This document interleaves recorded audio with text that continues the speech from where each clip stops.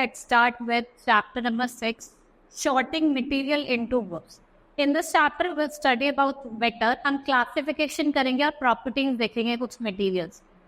Our world is made up of living and non-living things. देखो हमारा जो world है वो living और non-living things दोनों का बना हुआ है. यहाँ पे आपको number of animals, plants देखने को मिलेंगे. From tiny germs, insects to giant trees or huge winds. ठीक है, there are also numerous non living things जैसे कि gases, water, machines, minerals, waste and star. Some of the things which are visible to the naked eyes, और कुछ आप microscope के through देखते हैं.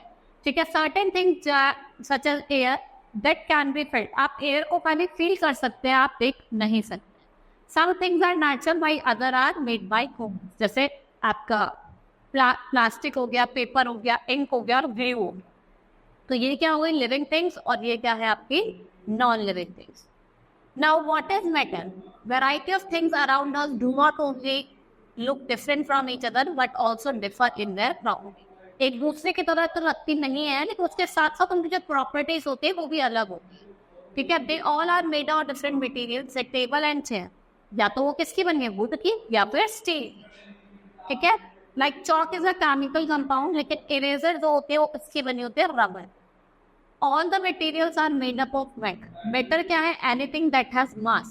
कुछ भी चीज जिसके अंदर मास है और वो स्पेस को ऑक्यूपाई कर रहा है उसको क्या कहा जाता है, matter. The amount of space a matter occupies is called volume. Even things we can not see जैसे कि एयर, वो भी क्या करते हैं, स्पेस को ऑक्यूपाई करती है. The amount of matter in an object is known as mass. आप इसको किसके थ्रू मेजर करते हो, बैलेंस के. Is there anything that is not made up of matter? जैसे साउंड और हीट है, ये चीज तो है, they are the example of thing, लेकिन ये किसी मैटर के नहीं बने. क्यों? क्योंकि दोनों क्या है, दोनों एक फॉर्म ऑफ एनर्जी है. A piece of iron is matter, क्योंकि जो आयरन का जो पीस है उसको हमने तोड़ा गया है और उससे क्या करें, अपने स्मॉलर पीसेज ऑफ आयरन बनाए.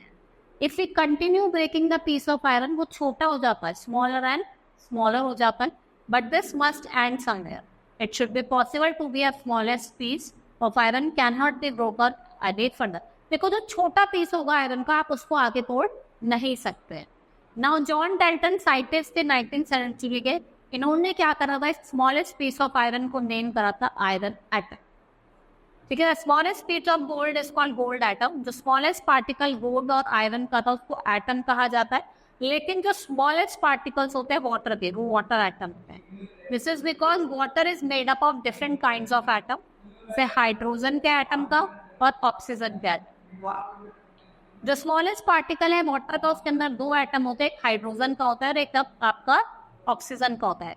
Now iron, gold, hydrogen, oxygen, ये स्मॉलेस्ट पार्टिकल्स ऑफ एटम है. इनको क्या कहा जाता है, elements.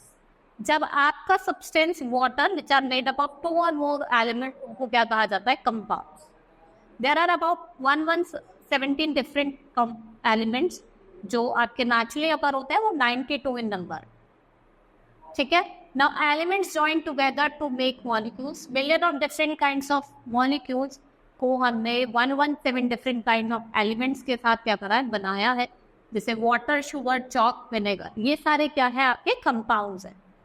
Now it is fascinating to see that atoms of two gases, जैसे कि गैसेज जैसे हाइड्रोजन और ऑक्सीजन, ये क्या फॉर्म कर रहा है, वाटर. और वाटर भी क्या है आपका, liquid. Again atoms of two poisonous substance जैसे सोडियम और क्लोरीन, ये कंबाइन कर रहे हैं और क्या बना रहे हैं, सोल्ट. और इसका जो यूज है वो हम एवरीडे खाते करते भी हैं. क्लासिफिकेशन की बात करते हैं, things and materials are kept और ग्रुप टुगेदर. हम चीज़ों को एक साथ रखकर को ग्रुप करते हैं अपने कन्वीनियंस पे. Grouping helps us to locate a particular thing easily. Based upon the requirement, things are kept at a place where there need. हम चीज़ों को उसी प्लेस पर रखते हैं जहाँ उनकी नीड होगी.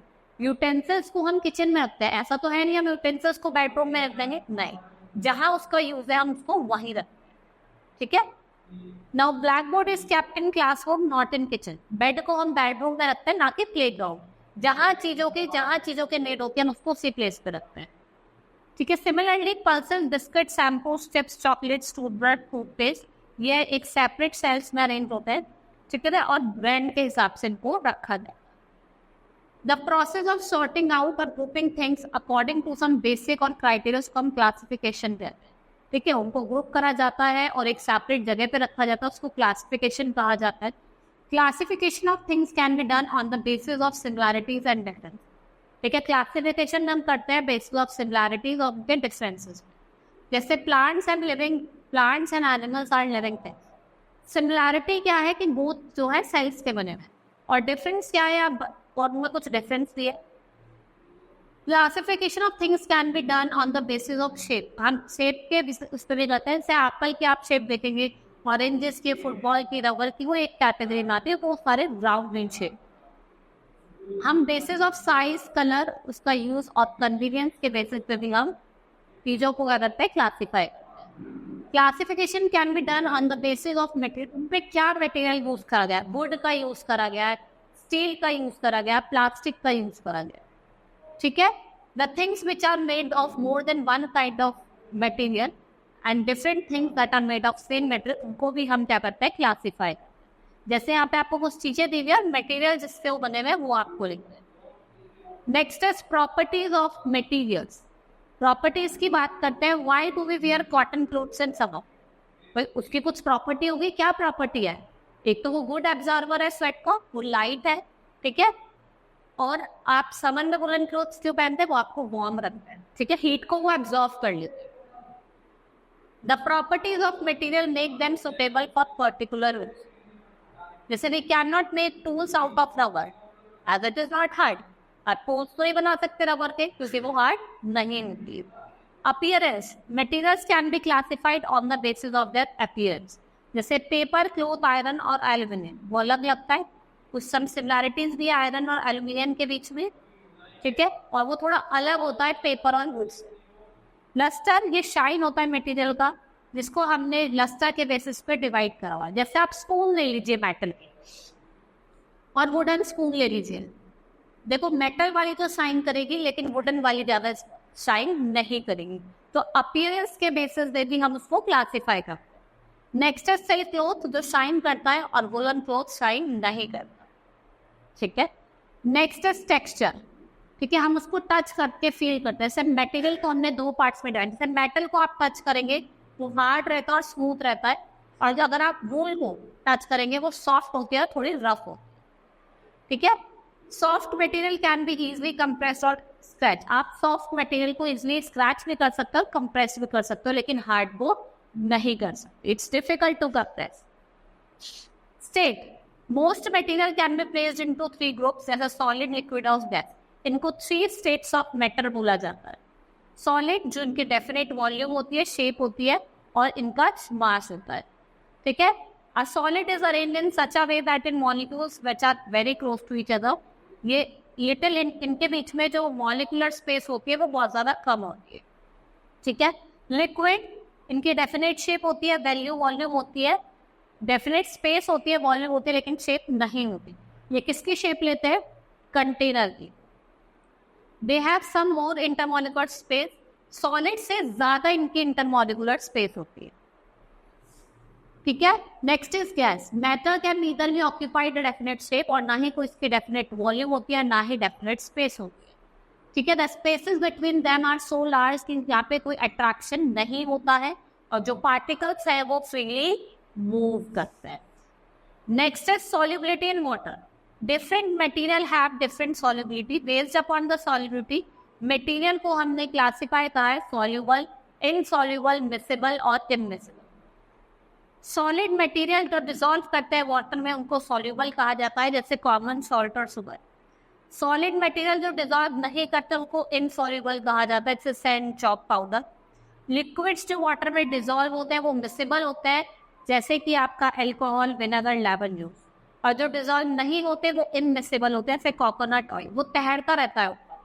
ठीक है, वो आपको तैरता हुआ दिखाई देगा। Some gases dissolve in water, जैसे carbon dioxide, oxygen. Oxygen dissolve in water is essential, इसके लिए एक्वेटिक ऑर्गेनिज्म के सर्वाइवल। सॉफ्ट ड्रिंक्स जो होती है उनके अंदर भी कार्बन डाइऑक्साइड डिसॉल्व होती है। ठीक है, और some gases like nitrogen, helium और हाइड्रोजन, ये क्या है? इनसॉल्युबल है water. Next is density, mass per unit volume of substance. उसको डेंसिटी कहा जाता है। सब्सटेंस जिनकी डेंसिटी ज़्यादा होती है वाटर से वो सिंक करते हैं, सब्सटेंस जिनकी लेस होती है वो फ्लोट करते हैं। ठीक है, जिनकी डेंसिटी ज़्यादा होगी वो क्या करेंगे, सिंक करेंगे, और जिनकी डेंसिटी कम होगी वो क्या करेंगे, फ्लोट करेंगे। Next is transparency. Based upon transparency ability to see, material को हमने क्लासीफाई करा है ट्रांसपेरेंट, ट्रांसल्यूसेंट और ओपेक। ट्रांसपेरेंट क्या होता है, जब आपको क्लियरली दिखाई देता है, लाइट जो है वो क्लियरली पास करते हैं, जैसे आपकी ग्लास विंडो, सम प्लास्टिक और एक्रेलिक शीट। ट्रांसल्यूसेंट क्योंकि आप कुछ पार्शली देख पाते हैं, जब आपको पार्शली दिखाई देता है लाइट पार्शली पास करती है, जैसे आपका ऑयली पेपर या फिर muslin cloth, butter paper. Opaque जब आप नहीं देख पाते, लाइट कैन नॉट पास, जैसे वुड, मेटल शीट और पेपर। ठीक है, ये क्या हो गया आपके ट्रांसपेरेंट, ट्रांसल्यूसेंट और opaque material. Next is properties of few commonly used material, जैसे वुड, इनका डल अपीयरेंस होता है, हार्ड होता है, रफ होता है, इनसॉल्युबल होता है, इनकी लोअर डेंसिटी होती है than water and opaque. Metal shiny appearance, थोड़े हार्ड होता है, स्मूथ होता है, इनसॉल्युबल होता है, इनकी डेंसिटी ज़्यादा होती है। वुड की डेंसिटी कम होती है, मेटल की ज़्यादा होती है। प्लास्टिक का भी डल अपीयरेंस होता है, ये हार्ड और सॉफ्ट होता है, इनसॉल्युबल होता है, इनकी भी डेंसिटी क्या होती है, कम होती है। ग्लास शाइनी अपीयरेंस, ये भी हार्ड होता है, स्मूथ होता है, इनसॉल्युबल होता है, हायर डेंसिटी होती है, और ये ट्रांसपेरेंट भी हो सकते हैं और ट्रांसल्यूसेंट भी हो सकते हैं। ठीक है, hope you understood the chapter. That's all for today, thank you.